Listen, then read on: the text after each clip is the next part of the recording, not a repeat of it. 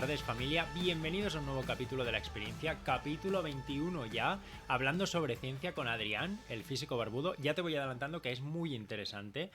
Pero si estás escuchando esto en YouTube o en Spotify, te digo que es de gran ayuda para el canal si nos sigues y nos dejas un buen like. Así que no te voy a molestar más. Te dejo con Adrián. Muy buenas tardes, Adrián. Muchísimas gracias por estar aquí en el podcast en un nuevo programa. ¿Qué Nada, tal? un ¿Cómo honor. estás? Muy bien, súper. Contento de estar aquí, sí, sí. Pues vamos a hablar de muchas cosas hoy, no solo de física, ya te lo voy adelantando, tengo aquí varios Genial. temitas Todo el día apuntados que física, vamos todo a el día hablar física. vamos a tener un poquito de ciencia a tope. La primera pregunta que le hacemos a todos los invitados que vienen al podcast, ¿quién es Adrián, el físico barbudo? Pues yo soy un joven, ya no tan joven, de Palma, de las Islas Baleares, al que cuando se metió en la carrera de física le daba mucho miedo elegir un campo en el que especializarse y al final por cosas de la vida vi que la forma que tenía de seguir en el mundillo de la ciencia sin tener que especializarme en nada, la forma que tenía de estar ahí era contar la ciencia que hacen los otros científicos y científicas. Así que a eso me metí a divulgación, a comunicación de la ciencia. Y bueno, ese es mi trabajo serio, el que paga mis facturas, y también es mi hobby, que es por lo que nace este proyecto del físico barbudo, que es un proyecto, eso, es como hobby, pero yo además de eso, además de hacer contenido en redes sociales explicando cosas de física y matemáticas que a mí me gustan, pues también me dedico a la divulgación de forma un poco más seria en una institución pública y esas cosas. Qué guay. ¿Cuándo empezaste a subir vídeos a las redes sociales? O sea, ¿cuándo empezaste a, digamos, a profesionalizar un poco el tema de las redes sociales en tu día a día? Pues yo el tema de la divulgación empecé en teatro, empecé con el monólogos científicos, que es un formato que antes, cuando yo empecé en la divulgación estaba muy de moda el tema de los monólogos científicos, ahora igual no tanto. Yo empecé por esa parte, pero bueno, como también me gustaba mucho el tema audiovisual, el tema de música, de grabar vídeos, todo esto, de la edición también es algo que me gusta mucho. Entonces, bueno, pues fue combinando distintos hobbies y empecé a subir vídeos. Ahora no recuerdo cuándo, pero lo que sí es, yo empecé a subir vídeos en YouTube, un canal muy chiquitito que nunca llegó a nada. Bueno, sigue abierto y sigo subiendo alguna cosa de vez en cuando, pero, pero con un perfil muy, muy, muy bajo. Fue a partir de los vídeos verticales de TikTok y de Instagram y ahora también YouTube Shorts, cuando me empezó a ir un poco más, ir bien, ¿no? Que en el mundo de la creación de contenido es llegar a mucha gente, que al final como divulgador es lo que quieres, ¿no? Es llegar a Claro. mucha gente, que mucha gente se entere de lo que estás hablando. Pero bueno, yo diría que cuando estaba en último año de carrera, igual fue igual hace 7 años de eso, que empecé con la divulgación, pero no era todavía en serio, era más hobby que otra cosa. Qué guay. ¿Y qué te decía la gente de tu alrededor? Porque el tema de subir vídeos y tal, pues lo hace mucha gente, lo hacía mucha gente, pero el tema de la ciencia es algo que sí que es verdad que no se veía tanto, ¿no? En las redes sociales, porque era un tema como aburrido. Entonces empezó, pues a lo mejor gente más como tú, que empezó como a hacerlo más ameno y más divertido y más cercano a la gente. ¿No te decían al principio que estabas loco y que eso no eran temas para subir a las redes sociales? Bueno, la verdad es que he intentado separar mucho esta faceta mía, ¿no? No, Era un no, poco no oculto, ¿no? sí, no es que lo oculte, no es que me avergüence para nada, ¿no? Pero no soy de esos que suben un vídeo y va a spamear a sus amigos de, oye, mirad Claro. este vídeo que he subido. No sé, yo lo subo y si lo quieren ver, que lo vean, pero yo no voy a comerles la oreja. Eh, yo tuve la suerte de que empecé un poco a la vez, cuando se empezó a mover un poco el tema de más la divulgación en estos formatos, sobre todo de vídeo en internet, ¿no? Cuando empezó, bueno, grandes, grandes como Javier Santaolalla o Quantum Fracture, que fueron un poco con los que yo tuve relación al principio cuando empezaron, ¿no? Pues bueno, fue cuando empezaron a arrancar, fue también un poco cuando me empecé a meter, entonces, bueno, ya había con quien podían comparar, ¿no? No fui el primero ni mucho menos, entonces no me trataban tanto de loco, ¿no? Porque había otra gente que ya lo había hecho y más o Claro, menos les iba bien. claro. Entiendo que ya no te puedes afeitar después de tener el canal de Físico Barbudo. Para nada. Es la excusa que me busqué para mi madre, ¿no? Mi madre siempre me dice: "Aféitate, que estás más guapo". Y digo: "Mamá, ya no puedo". Es decir, es mi marca personal, es que aunque quisiera ya no puedo hacerlo. La Antes verdad es que de... estuve poco Dime. original para elegir el nombre, la verdad. No me comí mucho la cabeza. Antes de meternos ya en materia, nunca mejor dicho, me gustaría que me dijeses algo que te hiciese estudiar ciencia, o sea, algo que te apasione de la física, por ejemplo. Ujú. Bueno, la verdad es que el tema de que me gustara la ciencia es algo que no recuerdo cuándo empezó, porque ese interés siempre, desde que yo recuerdo ha estado ahí, ¿no? Siempre me gustaban mucho los documentales, sobre todo los documentales de animales y cosas de esto. De hecho, yo desde bien pequeño, desde la primaria, yo quería ser biólogo marino, pues me encantaba, bueno, los documentales de vida marina, y uno de mis sueños era bucear, ¿no? Ser buzo. Lo que pasa es que, claro, mis padres me dijeron que ser buzo no es una profesión, que ok, puedes bucear, pero para trabajar de eso tienes que hacer algo mientras buceas, ¿no? Que puede ser o biólogo marino o limpiar barcos. Claro, yo lo de limpiar Claro, barcos no lo veía mucho y dije, bueno, pues biólogo marino. Eh, claro, fueron pasando los años y me fueron interesando otras cosas, ¿no?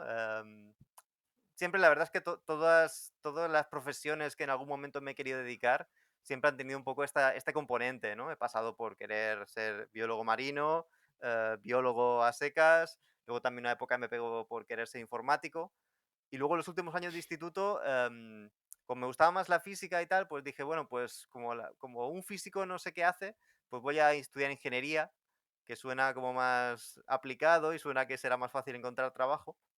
Eh, pero bueno, al final tuve un profesor muy bueno de física en segundo de bachiller que me hizo enamorarme por completo de la física, y bueno, tras mucho dudar entre ingeniería o física, me decidí por física, y bueno, la verdad es que no me arrepiento para nada. qué bien. Pues ya la pregunta un poco para sentar la base a todos los oyentes de este capítulo. Una explicación breve de qué es la física. Wow, lo más breve que se me ocurre, Bre- lo más breve que se me ocurre es que la física lo es todo. El cómo funciona todo se puede, se puede Explicar con reducir a, física, ¿no? se puede reducir a física. Bueno, esto tiene unas connotaciones filosóficas que a veces hacen salir ampollas, pero bueno, es una forma breve, ¿no? Muy breve de decirlo, es el cómo funciona el universo, ¿no? El intentar descubrir las leyes que hay detrás, ¿no? El código fuente de todo lo que vemos. Claro, hay una cosa que también te quería preguntar, porque muchas veces escucho a físicos o a otros tipos de científicos que hablan sobre cosas, por ejemplo, la astronomía, etcétera, pero también basándose en la física. ¿Qué relación tiene la física con las demás ciencias? ¿Es porque se basan principalmente en ella o porque están directamente relacionadas en algo? Te hablo, obviamente, desde mi ignorancia completa, ¿eh? O sea, Sí, sí. Bueno, en el caso de la astronomía hay una relación muy directa, ¿no? Porque, bueno, la física, hay muchas ramas de la física que, que se ocupan de cosas de astronomía del espacio, ¿no? Al final, bueno, pues una ventaja que tiene la física es que lo que es cierto aquí es cierto en todas las partes del universo. Quiero decir que si cuando Newton o después Einstein describen cómo funciona la gravedad, claro, describen cómo funciona la gravedad en la Tierra. Sabemos cómo funciona aquí, pero em, como la gravedad funciona de la misma manera aquí que en cualquier otra parte del universo, podemos extrapolar el conocimiento que tenemos aquí para explicar cómo funcionan otros sistemas planetarios, o otras galaxias, o lo que sea. Entonces, claro, la física es una forma muy útil, en el caso de la astronomía, de saber lo que hay más allá, ¿no? Porque no se pueden hacer experimentos en otro sitio, los podemos hacer aquí, pero como sabemos que lo que se hace aquí se puede aplicar en todos los lados, pues eh, pues eso, es la forma de avanzar el conocimiento por esa parte. Luego sí que hay relación, esta es una relación muy directa, ¿no? Entre la física y la astronomía, pero sí que hay relación con otras ciencias que en principio puede parecer que no hay una relación tan directa. Yo, de hecho, en el centro en el que trabajo es un instituto de física interdisciplinar, lo que significa que ahí hay físicos y físicas trabajando con investigadores de otras ramas. Por ejemplo, hay estudios conjuntos que se hacen entre físicos y biólogos que estudian, pues, bueno, cómo evoluciona la población de una planta en el Mediterráneo. Claro, uno puede pensar, bueno, pero eso el tema de plantas es algo de ecología, es algo de ecosistemas, eso se encargará un biólogo. Pero al final, la física lo que te da son herramientas que puedes aplicar a temas muy distintos. Y a mí eso realmente es lo que me interesa de la física, ¿no? Y muchas veces tengo problemas, entre comillas, porque me preguntan muchas cosas del espacio, de agujeros negros y cosas así, que son cosas como que en el conocimiento popular es como que eso es de los físicos hacen eso, se encargan de agujeros negros, física cuántica y tal. Pero precisamente a mí son temas que tampoco me interesan mucho. A mí me interesa más el cómo la física puede ayudar a otras ramas que en principio no son física, como la física aplicada a la biología, la biofísica, física aplicada a la economía, que es la econofísica, o física aplicada a los sistemas sociales. Todo eso es un poco la parte de la física que más me interesa, que es física interdisciplinar. Eso de la econofísica que has comentado, Ujú. ¿de qué se trata? Porque eso sí que es verdad que no lo tenía para nada, no lo conocía y me resulta muy curioso. En realidad, claro, los físicos son gente que, bueno, en su época de forma, cuando se forman en la universidad y luego sacándose un doctorado y tal, están muy acostumbrados a tratar los problemas de cierta forma. Entonces, esa forma de pensar, esas herramientas que tiene un físico, esas herramientas de estadística o a la hora de hacer simulaciones, o a la hora de proponer sistemas, eso es muy útil para otras ramas, ¿no? Por ejemplo, la economía. Em, Hay, bueno, toda una rama de lo que se llaman simulaciones estocásticas, que es cuando, bueno, simulas un sistema, pero que tiene cierta aleatoriedad, ¿no? Es como eh, tirar una moneda sería un proceso estocástico. Tú, por mucho que sepas cómo la vas a tirar, siempre hay una cierta aleatoriedad. Nunca cae exactamente igual. Es muy difícil, prácticamente imposible, predecir si va a caer en cara o va a caer en cruz. Entonces, ese tipo de simulaciones, ese tipo de modelos se pueden aplicar, por ejemplo, a la bolsa, el cómo va cambiando, bueno, cómo van subiendo y bajando las cotizaciones, todo ese tipo de cosas, ¿no? Al final, la parte que yo he visto más de econofísica es eso, el cómo em, los físicos saben mucho de hacer simulaciones con cosas aleatorias y eso lo puedes aplicar a estudiar cómo se comportan los mercados. Es, es que me parece muy curioso porque, recopilando un poco lo que te había comentado antes, la física se relaciona con muchísimas cosas y es lo que dices, ¿no? Se relaciona con cosas como pueden ser la economía, la vida marítima, marina e incluso la sociedad. Voy a borrar un momento aquí que tengo para hablar de los agujeros negros, ¿vale? Bueno, puedes intentarlo, ¿eh? Yo, si no lo sé, te digo que no lo sé y ya está. Algo me acordaré de la asignatura de cosmología y relatividad. Para ti, uy, espera. Ay, que me muero. ¿Quién sería el padre de la física para ti?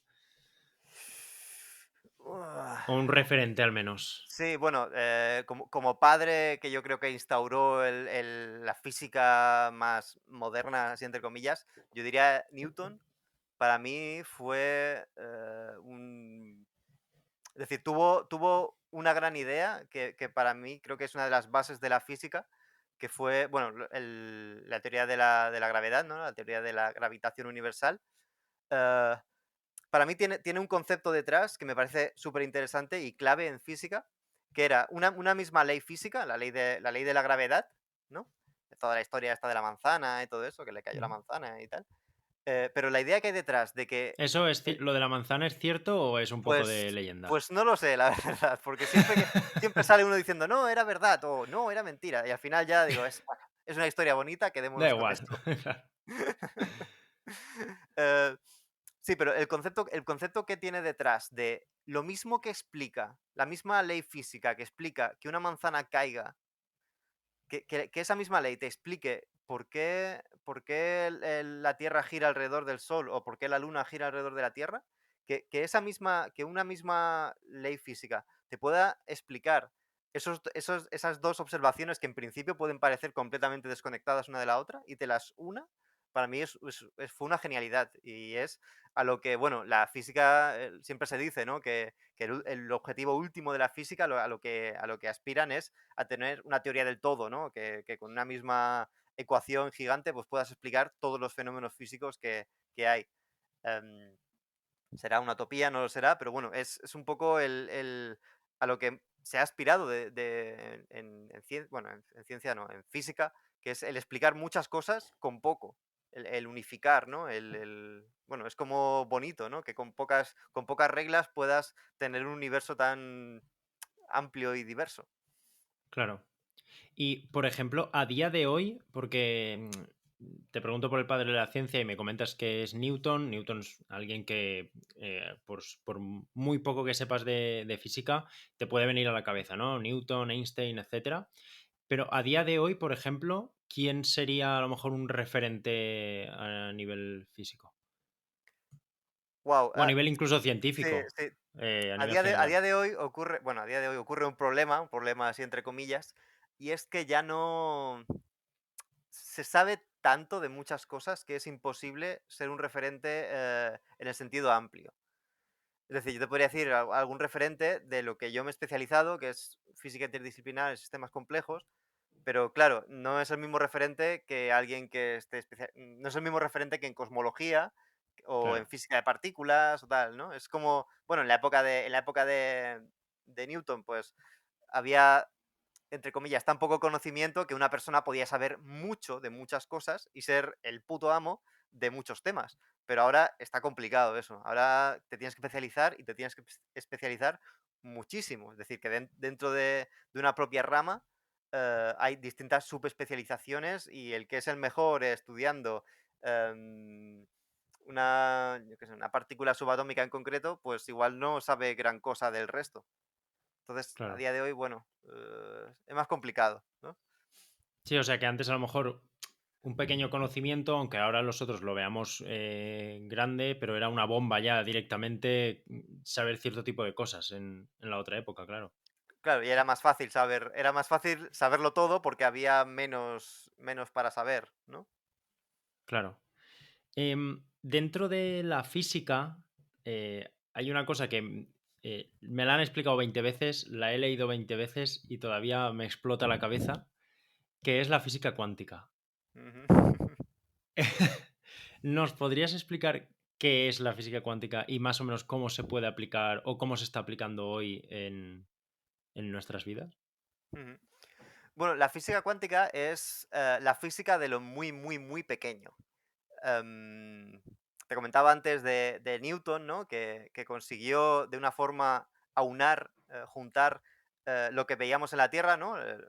Que las cosas se caen, juntar eso con por qué el sol sale por las mañanas.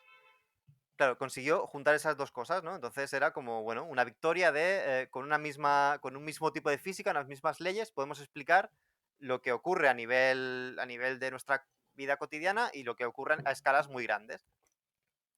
El problema es que a escalas muy pequeñas eso se vio que no funcionaba igual. A escalas muy pequeñas, a escalas bueno, escalas nanométricas y por debajo, las leyes de la física clásica no se aplican y aparecen unas nuevas leyes que son como muy antiintuitivas. Y de ahí es donde nacen todas las cosas estas de la paradoja del gato de Rödinger, la superposición cuántica, el efecto túnel, todo eso, que suena muy exótico y bueno, en realidad lo es. Em, y eso, es el cómo se comporta la materia o la energía a escala muy pequeña, ¿no? A escala muy por debajo de lo que podemos observar a simple vista. Y, y eso, bueno, eso sería así de grandes rasgos lo que es la física cuántica. ¿Y el cómo se aplica en nuestro día a día? Pues bueno, la verdad es que tiene un montón de... Se está investigando un montón en temas... Yo lo que conozco, porque es lo que me toca más de cerca, son temas de transporte de energía, bueno, al final es hacer dispositivos bueno, una especie de transistores que sean muy, muy, muy pequeños a escala cuántica. Entonces, bueno, lo que están haciendo este grupo de investigación, pues es eso, el intentar diseñar, caracterizar cómo serían unos transistores nanométricos. Pero luego, bueno, también hay otras cosas de física cuántica, no sé, toda esta tecnología de las televisiones, de quantum dot y todo eso, en teoría creo que funciona con cuánticas. No conozco todos los detalles, pero bueno, que tiene aplicaciones la física cuántica y tendrá más. O sea, que Pero está más entre nosotros de lo que pensamos, que aunque sea difícil de asimilar a simple vista, bueno, a simple vista obviamente no se va a ver, pero que está sí, sí. más entre nosotros de lo que Sí, pensamos. y lo estará más con el tiempo, eso seguro. Al final, bueno, como a esa escala ocurren cosas raras, pues bueno, antes de poder aprovechar todo eso, todas las ventajas que nos da el tener sistemas tan pequeños, como tener muchísimos más transistores o ordenadores cuánticos, todo eso, pues bueno, antes de eso hay que saber bien cómo funciona y bueno, estudiar cómo aplicarlo a dispositivos reales. Claro, has nombrado una cosa muy chula, que es la paradoja del gato de Schrödinger, ¿no? Ujú. Eh, mm, si no recuerdo mal, era. Ahora, si puedes, porfa, me lo vuelves Sí, a sí. comentar tú. Pero era algo relacionado con un gato que no se ve, puede ser, y puede estar vivo o muerto a la vez, ¿era? O. Sí, sí, algo así.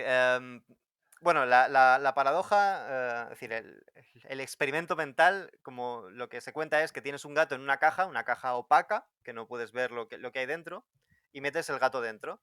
Y en esa caja tienes una partícula que tiene un 50% de probabilidades de desintegrarse o no. Bueno, esto es una cosa que ocurre en cuántica, ¿no? Que ahí funciona con probabilidades, no hay certezas bueno, esta partícula se va a desintegrar ahora, eso no se puede saber en cuántica. Hay una cierta probabilidad de que lo haga o no.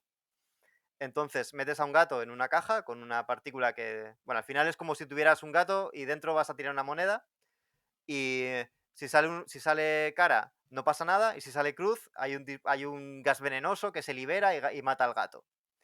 Lo que dice la paradoja es que, claro, tú cuando estás haciendo cálculos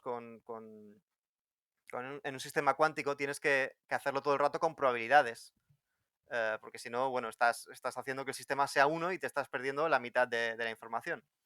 Entonces, la paradoja lo que dice es que como nosotros a la hora de tratar la física cuántica trabajamos con probabilidades, significa que esa partícula está desintegrada y no desintegrada a la vez.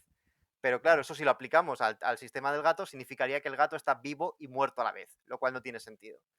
Esto lo de la paradoja es bastante irónico porque quien la propuso, que fue Erwin Schrödinger, es decir, la propuso como forma de explicar lo ridículo que es el tema este de la superposición de estados y todo esto. Pero la paradoja ha acabado por ser una forma de explicar la superposición de estados. Es decir, se ha convertido en aquello que juró destruir. Y bueno, es eso, es una forma de ilustrar eh, esta cosa rara que ocurre a estas escalas, que es la superposición de estados, ¿no? Que en una partícula la puedes tener desintegrada y no desintegrada a la vez, o la puedes tener eso, en dos estados o más estados a la vez, hasta que colapsa en uno o en otro. Vamos, lo que decía, que me explota la cabeza con esas cosas.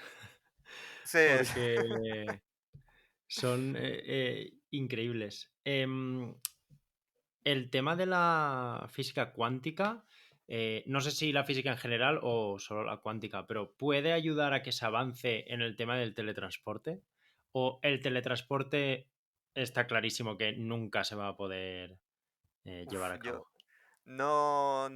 decir, no, no tengo datos, no tengo información em, contrastada al respecto, pero bueno, si me preguntas a mí mi opinión, yo lo veo complicado. Lo veo complicado.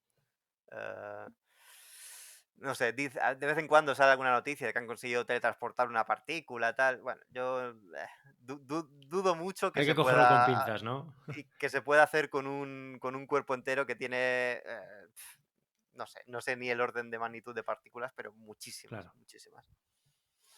Vamos, que no nos arriesgamos a meternos en ninguna, Yo, en yo ninguna no, yo cabina no, de teletransporte. yo no lo haría, yo no lo haría. Además, bueno, los dilemas metafísicos que aparecen ahí, ¿no? De si eres realmente la misma persona o ese tipo de cosas, ¿no? Está complicado. El teletransporte lo dejamos aparcado, que eso no. Sí, sí. Mejor seguimos con la bici y el bus. Eh, hay un tema muy candente desde hace ya unos años, no solo en España, sino en Europa y te diría en el mundo, que es el tema de la energía nuclear. Ujú. Trae bastante polémica y a ti como científico te quería preguntar, ¿la energía nuclear es tan mala como nos la venden o en contraposición es la mejor opción como nos dicen muchos otros científicos?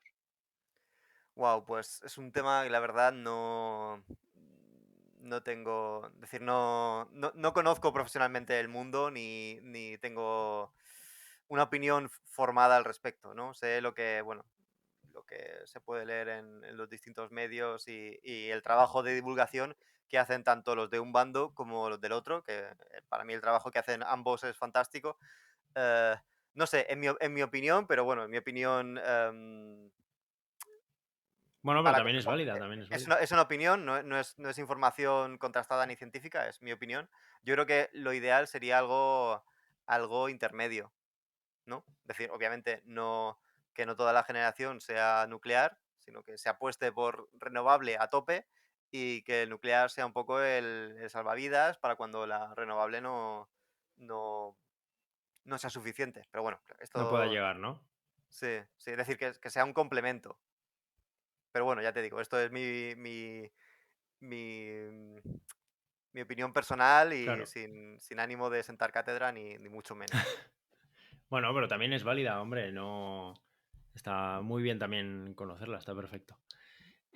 Me gustaría meterme un poco ya en el tema que tocas tú, en el tema de la física multidisciplinar, Ujú, que me has estado comentando en el tema de la economía y me ha parecido muy interesante. Me gustaría también conocer a qué más se podría aplicar o, por ejemplo, en qué trabajas tú día a día en este ámbito.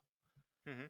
Bueno, yo en mi trabajo lo que hago es comunicación y divulgación de estos resultados científicos. Es decir, a mí me viene el investigador, investigadora, me viene con su artículo publicado y me dice, resúmelo de forma que alguien que no es experto lo entienda. O haz una infografía al respecto, prepara una nota de prensa, ese tipo de cosas, ¿no? Entonces, bueno, a mí es un trabajo que me encanta porque al final me paso todo el día leyendo artículos que para mí son súper interesantes. Y hay uno que me gusta mucho, que lo he mencionado un poco de pasada antes, que es aplicado a la posidonia. La posidonia es una planta que vive, bueno, es endémica del Mediterráneo. Es una, bueno, mucha gente le llama alga, pero no es una alga, es una planta. eh, y forma la base del ecosistema mediterráneo. Bueno, al menos aquí en Baleares, que es donde yo vivo. Pues bueno, los peces viven ahí y es donde viven, donde se alimentan y todo. Y bueno, vieron que de vez en cuando en las praderas de Posidonia se formaban agujeros redondos. Y claro, a la gente le preocupa esto porque la Posidonia es, bueno, como he dicho, es la base del ecosistema, pero además tiene un problema y es que es una planta clonal que crece por clonación, va sacando distintas ramas, pero crece súper lento, unos pocos centímetros al año. Entonces, claro, que de repente aparezcan agujeros de decenas de metros es un problema. Porque claro, Claro. es pérdida de posidonia que tardará mucho tiempo en recuperarse. Entonces, claro, investigaron a ver qué pasaba, por qué estaban apareciendo estos agujeros. Bueno, hubo distintas hipótesis, ¿no? Hubo hipótesis muy locas, algunas incluso decían que si eran restos de pruebas de bombas y cosas así, cosas muy locas. Y al Bueno, final, no tenían que descartar nada, ¿no? no, bueno, está claro, pero no sé, me extrañaba que en la costa se hubieran hecho pruebas de bombas y nadie se enterara, pero Ya. bueno. Eh, al final alguien se dio cuenta de que estos círculos se parecían mucho a otros círculos que aparecen en prados por ejemplo, del desierto de Namibia, en lo que se llaman círculos de hadas y son como zonas de la vegetación completamente Mm. circulares. Es decir, tienes una pradera de plantas y de repente un círculo perfecto donde no hay plantas. y vieron que en realidad el mecanismo era el mismo. Y estos círculos aparecen de forma espontánea, no es una persona que se dedique a hacer los círculos perfectos, sino que las plantas compiten por recursos, compiten por, bueno, por alimento, por humedad o por nutrientes, y de esta competición entre plantas, pues aparecen distintos patrones. Y uno de los patrones que puede aparecer, que son estos círculos. Hay otros como lo contrario, es decir, que no haya vegetación y que de repente hay un círculo con vegetación. Entonces, aplicando un modelo de eso, de competición entre plantas, vieron que son capaces de reproducir estos patrones y que realmente lo que está pasando es que la mortandad, el rato de mortalidad de las plantas está subiendo, o en esas zonas es más alto. Entonces, por eso, las plantas no tienen todos los recursos que necesitan para vivir, tienen que competir entre ellas, y una forma estable de competición es que aparezcan estos círculos. Este artículo fue un trabajo eso, de colaboración entre físicos y biólogos. Claro, porque los biólogos saben cómo crece la planta, saben qué necesita para vivir, saben este tipo de cosas, y los físicos, por otro lado, saben hacer este tipo de modelos de competición. Entonces, claro, combinando el conocimiento de las dos ramas, pues se consigue dar una explicación a un problema. Esto, bueno, en el caso de la Posidonia. Pero también hay otros estudios que se hacen igual. Hay otros, por ejemplo, aplicados a la red de aeropuertos, de cómo, de cómo los distintos aeropuertos están conectados y de cómo un retraso en un aeropuerto pequeño puede acabar generándote un retraso brutal en un aeropuerto central de estos con muchas escalas, ¿no? Y eso acaba haciendo Claro. que haya retrasos en prácticamente toda la red de transporte. Luego hay otros estudios que son sobre amistad, sobre cuántos amigos eres capaz de mantener a la vez. Es decir, son temas como muy variados y a mí eso realmente es lo que me gusta, ¿no? Que hay mucha variedad de temas y de cosas que en principio no parecen física para nada. No, mola porque entiendo que en tu día a día no sabes con lo que te vas a encontrar, ¿no? No sabes qué tipo de estudio te van a traer o lo que te tienes que revisar, etcétera. Sí, sí, claro, a mí me encanta, la verdad. Un día estaba leyendo sobre cómo se mueven los elefantes marinos y al día siguiente, pues sobre dispositivos transistores cuánticos. Es decir, es una pasada. ¿En qué consistía el tema este de la amistad? Porque otra cosa que has mencionado antes que me ha parecido muy curioso es el tema de la física aplicada a la sociedad. Entiendo que Ujú. este, por ejemplo, sería uno de ellos. Sí, este no se hace en mi centro, creo que se hace en un centro de Madrid, pero bueno, fui a una charla, lo lleva un equipo de investigación de la Universidad Carlos III de Madrid, si mal no voy. Pero bueno, coincidió que fui a una charla de divulgación de un investigador de ahí y me encantó. Bueno, hablaban del número de Dunbar, que es el número de amistades que somos capaces de mantener al mismo tiempo. Este número, bueno, tenía un valor, ahora no recuerdo si era 12 o algo así, pero en realidad no era importante el número este, sino el concepto de que tener amigos o tener relaciones positivas como que sí que ocupa lugar en nuestro cerebro y no somos capaces de mantener más de un cierto número. Y bueno, pues en el estudio este lo que hacían era em, preguntar en institutos, ¿no? Sobre quién es tu amigo, quién no es tu amigo y tal, de forma, bueno, es un poco anónimo, y veían pues que el 60% de amistades no son recíprocas y cosas así, ¿no? No sé, me parecía muy interesante, y también el clasificar distintos tipos de amistad, ¿no? De mejores amigos tienes menos que conocidos y todo esto, ¿no? El cómo se van estructurando este tipo de relaciones de amistad, tal. Luego hay otro estudio muy interesante, pues este es un poco más antiguo, que era sobre la formación de guetos, de cómo en ciudades, em, bueno, distinta gente que tiene en común rasgos culturales, pues acaba por vivir cerca de gente similar a ellos, y se acaban formando estos guetos en los que bueno, a la gente le gusta vivir con gente con características similares, ¿no? Y esto pues se puede hacer un modelo que se llama autómatas celulares, ¿no? Y lo puedes relacionar con modelos de magnetización y cosas así. Está chulo. La verdad que son temas, lo de la física de la sociedad es muy interesante. Eh, es que me está gustando mucho escucharte porque, o sea, yo no voy a hablar, ¿eh? Yo te oigo a No, ti no, hombre, por favor. Sí. porque es... no, no, pero es que me parece interesantísimo. Eh, en el caso de los guetos, Ujú. ¿dónde entra la física a jugar ahí en ese informe? Sí, pues fue un caso curioso, porque es como dos historias separadas que se acabaron juntando. Por una parte, tenemos la parte de la física, que era, bueno, resumiendo mucho, al final había un grupo de físicos que querían estudiar por qué los imanes son imanes. Al final, cuando tienes un material, cada una de sus átomos o moléculas tiene una propiedad que se llama spin, que bueno, podemos suponer que cada átomo es como un pequeño imán, ¿no? Entonces tenemos nuestro material que está formado por muchísimos imanes. Y cuando tenemos un imán es cuando estos pequeños imanes están todos alineados en la misma dirección. Entonces lo que hacen es sumas como la imantación de muchos imanes pequeñitos y acabas teniendo un imán grande, que es lo que nosotros percibimos, un imán que podemos colocar en la nevera. Em, con esto bueno, esto se llama el modelo de Ising, y lo interesante es que puedes ver cómo los materiales dejan de ser ferromagnéticos, dejan de ser imanes cuando les aplicas temperatura. Porque lo que hace es, bueno, tú tienes tu imán que está hecho de pequeños imancitos, pero le pones un mechero debajo y la temperatura lo que hace es que estos imanes, pues como que se vuelven ¿Se locos, remuevan? dejan de estar todos apuntando al mismo sitio y deja de ser un imán. Esto, bueno, lo puedes comprobar. Si tienes un imán de nevera, le pones fuego y dejará de ser un imán. Esto por una parte, ¿no? Investigaban eso, el por qué los materiales son ferromagnéticos, son imanes y tal. Luego, por otra parte, había un economista que planteó un modelo de segregación. Y lo que hacía era, bueno, pues tenemos, bueno, un modelo sencillo era como tenemos casillas distintas, ¿no? Y ponemos a las personas a vivir en las distintas casillas y les dejamos que se muevan.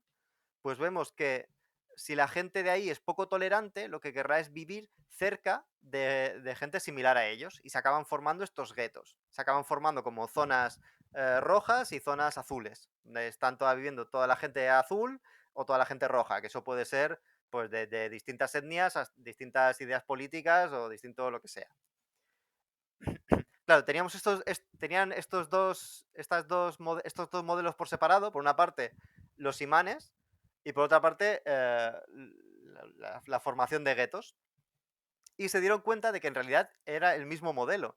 Si tú, en vez de los imanes, los pequeños imanes, en vez de entenderlos como que son pequeños imanes que apuntan hacia arriba o hacia abajo, les pones que son rojos o azules. Claro, los pequeños imanes también quieren estar cerca de otros imanes iguales, quieren alinear el campo magnético, ¿no? Quieren, Claro. bueno, lo típico que se dice de los imanes, que, bueno, cuando tienes un imán, intenta alinearse con otros imanes cercanos. Pues era un poco lo mismo, ¿no? Vieron que en el modelo de los imanes, si entendíamos la dirección de los pequeños imanes como ideas políticas, se acababa teniendo lo mismo que en el otro modelo. Y en el modelo de guetos, si en vez de ideas políticas o etnias o lo que sea, suponíamos que eran imanes, funcionaba también. Entonces, bueno, la ventaja es que lo que sabes de un modelo lo puedes aplicar al otro. Y ves, bueno, eso interesa. En el caso de los imanes, puedes ver que a partir de cierta temperatura es imposible que tengas un imán, porque hay demasiada fluctuación, los imanes nunca se alinean. Y en el caso de la sociedad, de los barrios, puedes ver que bajo un cierto nivel de tolerancia nunca vas a tener que la gente se mezcle, siempre vas a tener formación de guetos. Es como extrapolar las ideas, lo que sabes de un modelo, extrapolarlo al otro. Entonces, pues vas más rápido avanzando.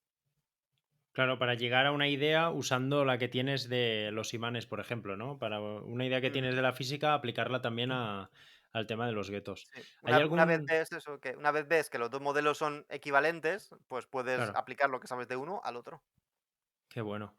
¿Hay algún caso, o sea, cuál es el caso más loco o que más te haya explotado a ti la cabeza, que hayas leído y te haya, o que recuerdes ahora Ujú. mismo? Sobre física así interdisciplinar. Sí, Bueno, el de la posidonia, el de las plantas, la verdad es que me voló bastante la cabeza. Ese me gustó mucho. Eh,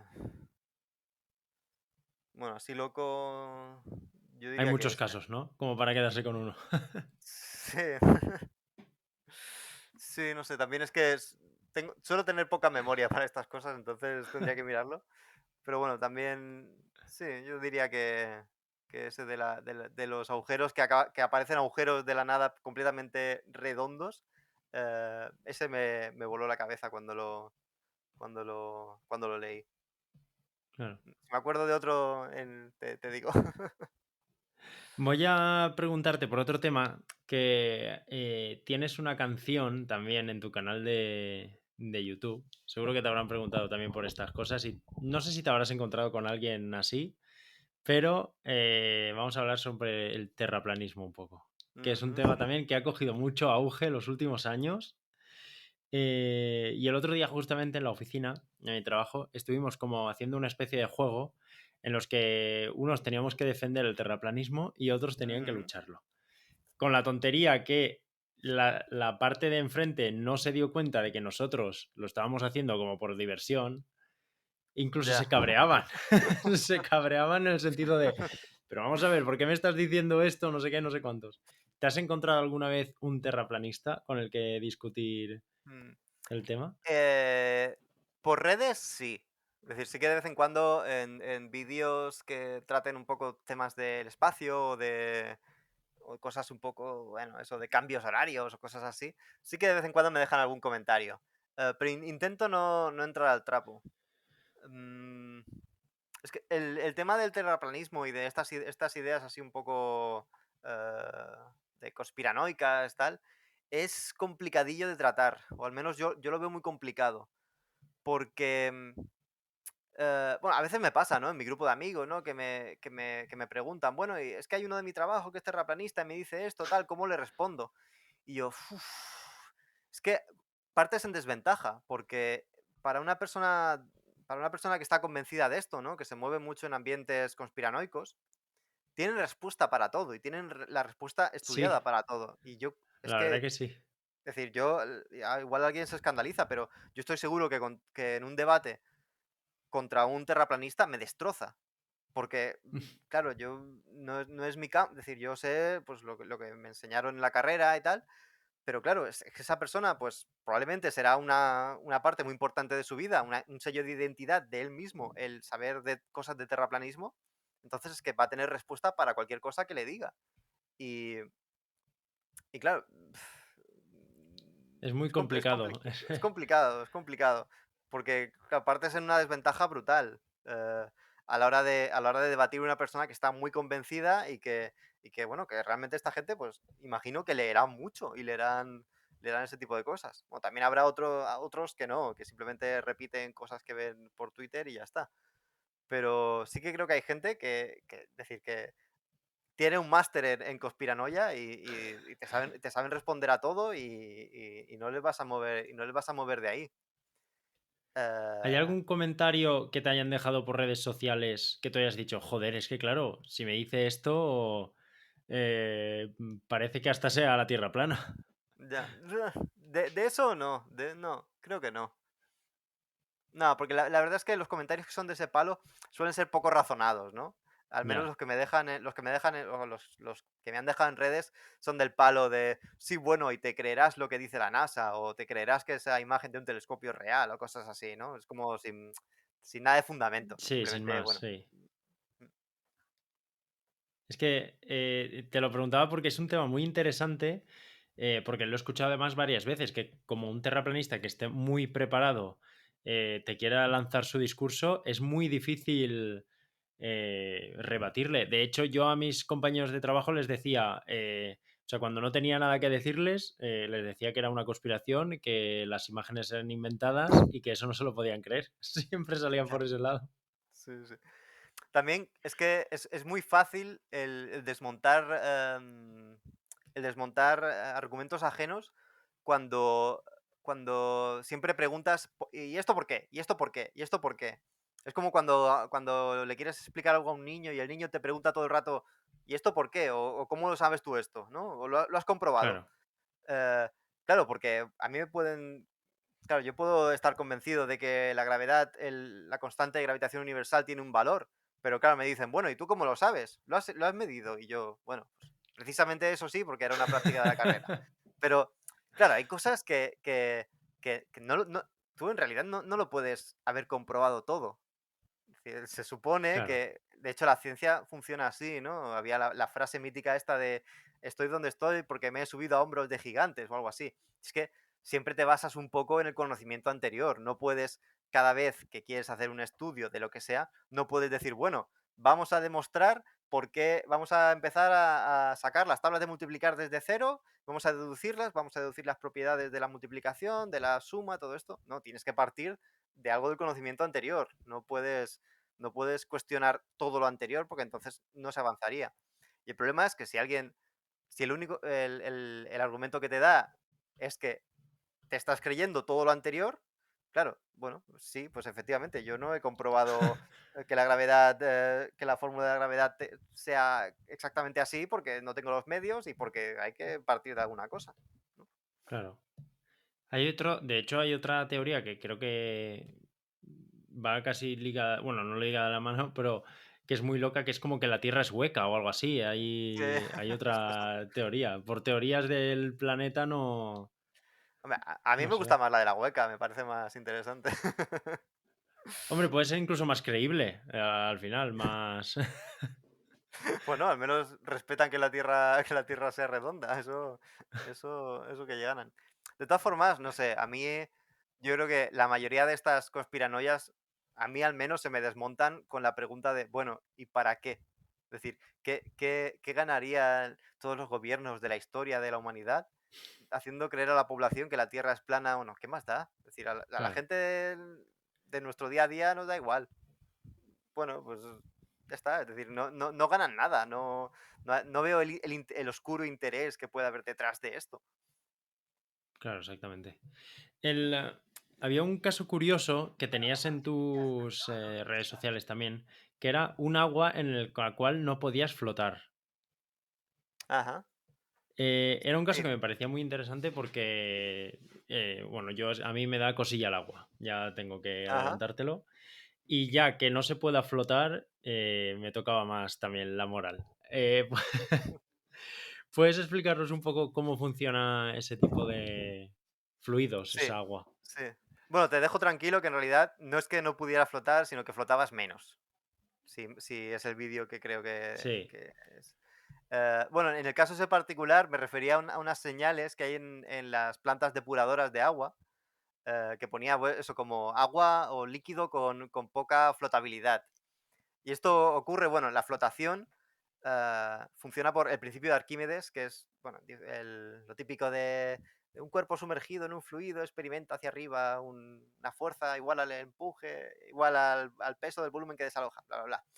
Eh, Esto, sí, cualquiera que haya nadado que haya nadado en un río y en el mar lo habrá visto, que en un mar es mucho más fácil flotar porque porque tienes las sales disueltas, entonces es más densa. El agua del mar es más densa, entonces al ser más densa es como que es más fácil flotar en ella, ¿no? claro. Bueno, no sé si. ¿Sí? Eh, Quiero Sí, decir, más o menos, sí, creo ¿no? que sí. Es decir, que algo sea más denso significa que tiene tendencia a ponerse abajo, ¿no? Es igual que un globo de Mm, helio flota porque es menos denso que el aire que lo rodea. Un flotador en el agua flota porque el aire que tiene dentro es menos denso que el agua. Pues eso, en el mar es más fácil flotar porque el agua de mar es más densa que el agua dulce. Entonces, lo que ocurre en estas plantas depuradoras es que hay bueno, creo que son unas bacterias que, bueno, se comen la mierda que hay en el agua esa para depurar y expulsan gases, pequeñas burbujitas. Estas burbujitas lo que hacen es disminuir la densidad del líquido en el que están. Entonces, claro, estás haciendo que el agua que hay sea menos densa. Estás haciendo lo contrario de lo que le pasa al agua de mar. Entonces, en ese agua en realidad, bueno, es agua con caca, pero flotarías menos que, que en agua de río. Entonces es eso. Pero bueno, es un tema que en su día me interesó y estuve buscando y resulta que ha habido gente que se ha tirado a ese agua para comprobar si realmente no puede flotar y dicen eso, que es una sensación rara porque es como que tienes que, para mantenerte a flote tienes que hacer más esfuerzo, pero que bueno, que puedes flotar en principio. Pero se Que no es que te sobrevive. hunda, sí, que no es que te hundas a plomo y ya está. Que puede No te pasa impactar por como a eso, por la... Luffy de One Piece que te ahogas automáticamente. No, no. Es que ya te digo, recuerdo que de hecho creo que ese fue uno de los primeros vídeos que vi tuyos, porque Ujú. ya te digo, yo agua y no poder flotar, dije, esto tengo que verlo para saber cómo no morir. Bueno, alejarse de las depuradoras y ya está. Em, Quiero volver un poco a hablar el tema del multidisciplinar, porque estoy dándole vueltas Ujú. y me parece muy interesante. Ahora, por ejemplo, ¿qué casos tienes entre manos? Si tienes Pues alguno ahora en sí, sí. activo. Ah, sí, lo que pasa es que es un estudio que no está publicado todavía, pero bueno, era sobre polarización de la sociedad en Estados Unidos, de cómo en mi centro y en muchos otros de esto de física de la sociedad, se trabaja mucho con datos de Twitter, porque son datos que son relativamente fáciles de conseguir. Obviamente tienen cierto bias, ¿no? Tienen mucha sobrerepresentación de gente joven y cosas así, pero son una buena forma de realizar este tipo de estudios, ¿no? Teniendo en cuenta que obviamente no son 100% representativos y lo que sea. Pero bueno, en este estudio lo que hacían era ver en Estados Unidos de qué temas hablaba la gente dependiendo de dónde vivía. Y podías ver cómo había como distintas zonas, ¿no? Había zonas, ahora no recuerdo exactamente, pero creo que era división norte-sur, lo típico, ¿no? Bueno, como que la sociedad del norte le preocupaban unos temas distintos a los del sur y cosas así. Ahora no recuerdo los detalles porque es un estudio esto que está todavía un poco en vías de publicación, pero, pero eso, se hacen este tipo de estudios. Uno que sí se publicó hace un par de años era aplicado a Mallorca, era ver en qué idioma tuiteaba la gente dependiendo del municipio en el que estuviera. Y podías ver cosas que la gente de aquí igual ya sabe, ¿no? Pero podías ver cómo hay zonas turísticas, que son zonas turísticas de ingleses, luego hay otras zonas turísticas que son de alemanes, y podías ver también cómo puedes descargarte y analizar tweets de distintos días y en distintos idiomas y cosas así. Puedes ver cómo se va moviendo el turismo, ¿no? Puedes ver cómo hay un turismo de fiesta que se queda todo el rato en el mismo sitio, no va cambiando de municipio, cosas así, ¿no? Puedes un poco ver, caracterizar este tipo de cosas. Lo que hace también las redes sociales, la ubicación, me imagino, que es Sí, también wow, importante. ayuda muchísimo. Nos hace el trabajo mucho más fácil. Sí, sí. Que al Por final eso Twitter es en como realidad, rastrear a las personas, tal cual, pero sí, mediante un sí, sí. informe. Sí, esto, bueno, al final estos son datos públicos, ¿no? Es decir, la gente Claro. voluntariamente pone la geolocalización y se utilizan tweets que están públicos y ya está. Sí que se hacen otros estudios que igual sí que hay que como llegar a acuerdos con empresas, pero bueno, por ejemplo, se pueden hacer estudios sobre uso de teléfono móvil y puedes ver en qué antena se conecta el teléfono móvil. Claro, estos son datos completamente anonimizados, ¿no? Es imposible saber qué persona es y tal. Pero bueno, durante el confinamiento sí que se hicieron estudios de este tipo y se vio, pues bueno, que algunas personas, por ejemplo en Mallorca, que vivían en el centro de la isla, pero tenían una segunda residencia en costa, pues vieron que en el confinamiento pues se fueron a sus casas, a sus Se segundas conectaban residencias en la todos en la costa, costa. ¿no? Sí. También podías ver eso, cómo la gente, si se respetaba realmente el confinamiento, si la gente se cambiaba de municipio, ese tipo de cosas. Interesante. Antes de pasar a las últimas preguntas que le hacemos a todos los invitados del podcast, voy a preguntarte por los agujeros negros, que si no, no me Dime, quedo dime. tranquilo. Lo intentaré, lo intentaré. Porque Sí que es verdad que cuando yo era pequeño me molaba mucho el tema del cielo, los planetas, etcétera. Nunca pensé en dedicarme a ello porque no llego a ese nivel, pero me he quedado en podcaster. Pero eh, me gustaría saber cómo funciona un agujero negro, porque además creo que hace poco salió una noticia como que un agujero negro había expulsado, igual me estoy flipando mucho, algo como un planeta que había absorbido hace no sé cuántos años atrás o algo así. Igual estoy distorsionando un poco la información, No, pero no me suena esta noticia, no me suena, pero bueno, te puedo da igual, explicar obviala, lo que porque sea. igual se me ha ido también a mí los datos. Pero sí que me resulta muy curioso cómo funciona un agujero negro y cómo funciona el tema de la energía, que se supone que absorbe energía y hay cosas con el espacio-tiempo ahí un poco extrañas. Ujú. Vale, habíamos hablado antes del tema de Newton, ¿no? De que explicaba la gravedad, ¿no?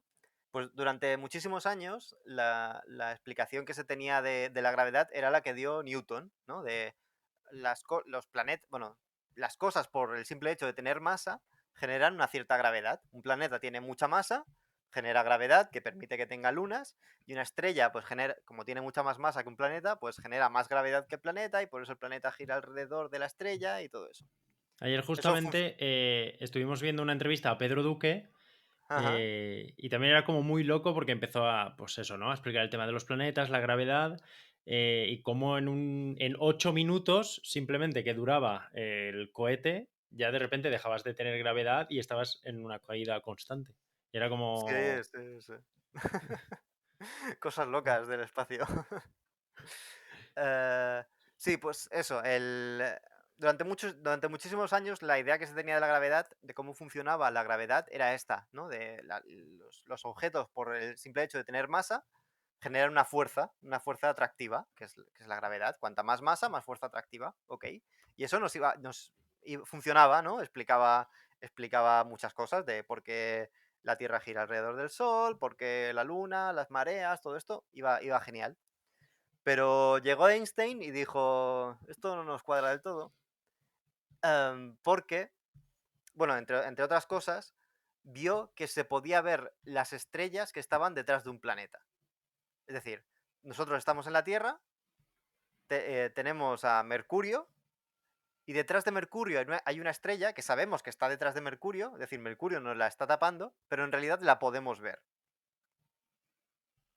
Entonces, claro, eso fue una movida. Y al final, la explicación que dio Einstein con la teoría de la relatividad general y la general y la especial era que en realidad la gravedad no es una fuerza atractiva, sino lo que hace es deformar el espacio. Entonces, lo que estaba ocurriendo en el caso de la estrella es que Mercurio estaba deformando el espacio y la luz de esa estrella estaba como dando un rodeo al planeta. Como el espacio estaba deformado, en vez de seguir una línea recta, como lo que tendría que seguir la trayectoria de la luz, hacía un rodeo a través de Mercurio y por eso nos llegaba, pese a estar pese a que nos lo tendría que tapar. Entonces, bueno, esa es la explicación un poco que se tiene ahora. Siempre se pone el mismo ejemplo, que es como que tienes una tela estirada y en la tela estirada pones una pelota de bolos, una bola de bolos, ¿Mm? y esa bola de bolos es como deforma la tela. Entonces, si tú tiras una pelotita más pequeña, es como que gira alrededor, ¿no? Porque ha deformado la tela. Entonces, pues si tiras una pelota más pequeña, pues gira por esa deformación. Claro. Entonces, es un poco la idea que se tiene, bueno, de cómo funciona la gravedad ahora. Las masas deforman el espacio y el espacio es lo que le dice a las masas cómo se tienen que comportar. El problema es que claro, como el espacio se deforma, la luz también, lo que le pasaba a Mercurio, lo que le pasaba a la estrella detrás de Mercurio, ¿no? A la luz también le afecta la gravedad. ¿Qué ocurre cuando tenemos una masa tan grande que es capaz no solo de deformar, de desviar la trayectoria de la luz, sino que es capaz de chuparla, de que no pueda escapar de su campo gravitatorio? Y ahí es donde aparecen los agujeros negros. Un agujero negro al final es una masa tan grande que, que no solo deforma el espacio, sino que la luz que le pasa cerca, que entra dentro de lo que se llama el horizonte de sucesos, no puede escapar de ahí. Es una fuerza, es una deformación del espacio-tiempo brutal. Y bueno, por eso son negros, ¿no? Porque los rayos de luz ni le rebotan, ni lo difractan, ni nada, simplemente entran y no salen. Eh, y bueno, y precisamente como tiene una fuerza de atracción tan grande, nada puede salir de ellos. Y como nada puede salir de ellos, no se sabe es decir, lo que hay. Es Lo que como pasa, ¿no? no, Ahí. no nos puede, no hay no podemos obtener ninguna información. De otros planetas o de otras estrellas obtenemos información porque nos llega radiación electromagnética de muchos tipos, pero de un agujero negro, pues en principio sí que salen algunas cositas, ¿no? Esto, la radiación de Hawking, que por eso se hizo famoso Stephen Hawking. eh, pero bueno, es como que lo que hay dentro del agujero negro es un misterio que también a veces se exagera mucho, ¿no? Porque claro, como no se sabe, pues se inventan teorías locas Claro. y cosas así. Es que Pero bueno, lo de. básicamente es un agujero negro es una masa que genera un campo tan intenso que la luz no puede escapar de él. O sea, es que es algo de lo que tú dices, que como no se sabe de ello, pues genera un poco más de hype, ¿no? Sobre el tema de Sí. los agujeros negros. Hombre, también es que tiene un nombre chulo, eso hace mucho. En física la verdad es que hay muy buen marketing con estas cosas, de llamar a agujero negro, partícula de Dios y cosas así. Se les da bien, se les da bien. Qué bueno. Pues vamos a pasar ya al último bloque del podcast, que son las 3 preguntas por las que tiene que pasar todo invitado. Aquí Estupendo. ya saco la parte científica de Adrián para afuera y me quedo contigo exclusivamente. La primera pregunta es que es el momento de que hagas todo el spam que quieras o hables de tu libro, de tu canal, todo lo que tú quieras. Es el momento. Ujú. Y después yo lo pondré obviamente en el pie del podcast. Bueno, pues yo en realidad soy el físico barbudo en todas las redes sociales que tengo y bueno, en cada una hago un tipo de contenido un poco distinto, así que realmente en la que cada uno se sienta cómodo me puede seguir ahí si quiere. Intento eso, hacer vídeos de divulgación entretenidos y para gente que le interese el de esto, pero que tampoco no sepa mucho. Para eso, para ver si le acaba picando el gusanillo por la física y las mates. Qué guay. Y molan, ¿eh? Os lo digo que molan mucho los vídeos. Te lo agradezco. La segunda es que me tienes que dar 4 recomendaciones. ¿Vale? Ujú. Yo ya viendo lo que tienes detrás tuya, ya me puedo imaginar que te gustan mucho las series, las pelis y Sí, sí. etcétera. Las 4 recomendaciones son una peli, una serie, Ujú. un libro y un videojuego. Vale. Igual no todos relacionados con la física, porque también me gustan otras cosas, pero No, vale. aquí pues, o sea, Lo puede que ser sea, lo que ¿no? quieras. Sí, sí, Vale. sí, sí. Pues mira, una película, te voy a recomendar la última película que le he puesto un 10 que he visto, que es Everything Everywhere. Bueno, en castellano la han llamado Todo en todas partes a la vez o algo así. Tiene, La he tiene un visto título un poco recomendada largo. también creo que era tu Instagram o tu TikTok. La he visto recomendada, pero no he llegado a ver de qué iba mucho. Bueno, es una comedia sobre universos paralelos. A mí me encantó, me encantó. Es una comedia esta con humor absurdo del que me encanta. Bueno, espero que si la ves algún día que te guste tanto como a mí. Esto sobre película, sobre serie. Tema serie más complicado. Por no tirar de alguna de las clásicas, una que he visto últimamente y me ha gustado mucho es Cortar por la línea de puntos. Es una serie de animación cortita de Netflix. Un poco comedia sobre la vida medio adulta, ¿no? De jóvenes de 30 años que se hacen adultos ahora. No sé, me he sentido muy identificado y me ha gustado mucho. Además es una serie cortita, son 6 capítulos de 20 minutos. Estupendo para verla en un ratillo. Que igual, pues igual me la veo que me empiezo a identificar con esa vida, ¿eh? Sí. ¿Qué era lo otro? ¿Videojuego y Videojuego y libro. libro? Vale. Pues libro voy a recomendar el que me hizo a mí, uno de los que hizo que yo empezara a estudiar física, que fue Breve Historia del Tiempo de Stephen Hawking. Es un libro bastante cortito y eso, es un libro de divulgación sobre lo que hemos estado hablando hoy un poco, sobre agujeros negros, física cuántica, todo esto. Para mí es un imprescindible de divulgación. Breve Historia ¿Pero del Tiempo, está además, es un explicada clásico. para gente como yo o para gente como tú? No, bueno, me lo leí estando en bachiller y lo disfruté mucho. Es decir, además creo que durante No. el libro dice, solo va a haber una fórmula en todo el libro y es igual a mc al cuadrado. O sea que es divulgación para todos los, bueno, O sea, para todos los públicos. bien. Claro. Sí, sí, sí. Y sobre videojuego, Outer Wilds. Para mí Oh, es el... No sé si lo has jugado, no, no pero lo he bueno, para jugado, mí lo conozco, pero... es un videojuego espectacular, espectacular. No sé, no sé cuántos meses hace que me lo acabé y de vez en cuando me sigo acordando del final. De estos que no sé, nunca me había marcado tanto un videojuego. Es, Pues ese es, me lo es muy apuntaré. es muy meme lo de recomendar Outer Wilds sin decir muy bien por qué, pero es que de verdad es un juego que cuanto menos sepas de qué va y todo eso, más se disfruta. Qué guay. Pues me tomo nota de todo. En cuanto a películas, ¿has visto, porque si no recuerdo mal, La teoría del todo es la de Stephen Hawking? Ajá. ¿La has Sí, sí, visto? sí. Porque yo no la he La visto y vi, no la sé vi. si estará bien. La vi, a mí me gustó mucho. Además, el actor que hace de él, Redmayne, Edward Redmayne, el del perfume, bueno, para mí lo hace espectacular. Y además, físicamente, se parece un montón. Lo cual es sorprendente porque luego en la vida real no se parecen en absolutamente nada. Pero, no sé, me gustó, me gustó.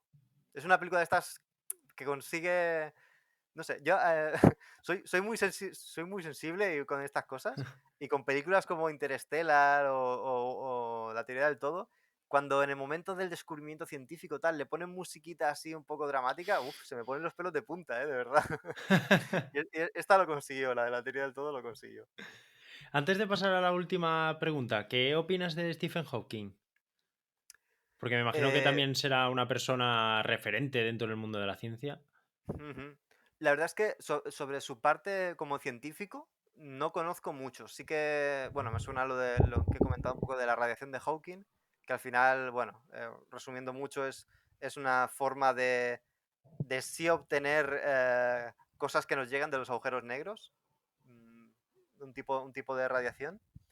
Eso conozco 4 detalles de su vida como científico, pero la parte de divulgación para mí fue un ejemplo a seguir. Es decir, una persona eh, bueno, superando las adversidades de salud que tuvo y todo esto, que hizo un muy buen trabajo de divulgación con unos libros muy buenos y, y que supo, no sé, supo aprovechar bueno, su condición física como para llegar, no sé, es como que se dice siempre, ¿no? Que igual si Stephen Hawking no hubiera tenido la esclerosis, pues igual no hubiera sido tan conocido. Puede ser, pero bueno, supo Claro, aprovecharlo para hacer algo bueno, ¿no? El convertirse en una persona tan característica para, para eso, por hacer llegar el mensaje de divulgación y a favor del conocimiento científico. claro. Y la última pregunta del podcast. ¿A quién te gustaría haber entrevistado aquí en la experiencia? Vale, de lo que sea. Sí, Pues alguien que a ti te gustaría haber entrevistado. Pues mira, te recomiendo a una tatuadora que hace vídeos en TikTok y en Instagram sobre el mundo del tatuaje, sobre cuidados de tatuaje, sobre la vida de tatuador. Muy interesante. Se llama... Se cambió el nombre hace poco, un segundo que la busco. Se llama Anafilaxis o algo así. Mira, mientras Eh, me lo comentas, An- voy a buscarla yo a- también. Anfilaxis. Anfilaxis. Y esto, es una chica además de puta madre. Si no, ya te paso el contacto. Qué Pero guay. bueno, creo que puede ser una persona interesante para entrevistar. Sí, porque además el mundo del tatuaje y tal me gusta mucho y me gustaría traer a alguien que sepa de ese mundo porque también tienen que ver cada cosa Sí, increíble sí, seguro que sí, seguro que anécdotas tiene. y todo el tema de tabú, ¿no? Que hay también detrás de los Ujú, tatuajes, la cultura que hay, mucha gente que lo ve como negativo, etcétera. Entonces, es un tema que también es muy bonito a la par que interesante, creo yo. ujú. Pues Pues nada, bueno, Adrián, hemos ahí llegado te dejo la recomendación. a la parte final del podcast. Muchísimas gracias por haber estado con nosotros en A este ti, capítulo. Espero que a ti hayas ha estado bien sido y te lo hayas pasado muy bien. estupendo. Se me ha pasado volando, eso es una señal genial. Muchas gracias, Abel, la verdad. Me lo he pasado muy bien. Pues muchas gracias, Adrián.